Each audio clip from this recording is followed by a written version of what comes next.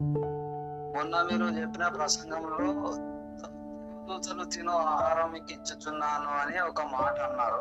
అవును. అయితే దేవదూతలు ఆహారము తీసుకుంటే వాటికి కాళ్ళ కుర్చీలు ఉండవు ఉండవు అవన్నీ ఎట్లయితే అని ఉండవు బేటా, ఉండవు మనవడా.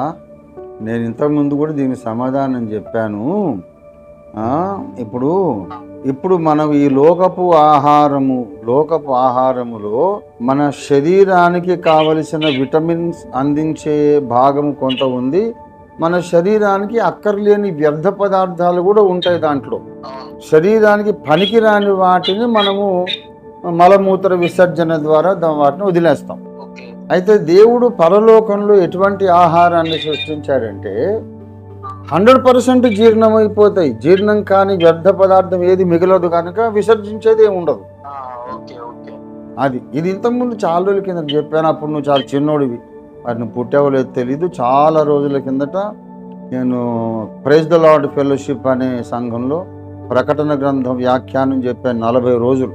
అప్పట్లో చెప్పాను. మరి ఇప్పుడైతే నీకు పాయింట్ క్లియర్ అయింది కదా.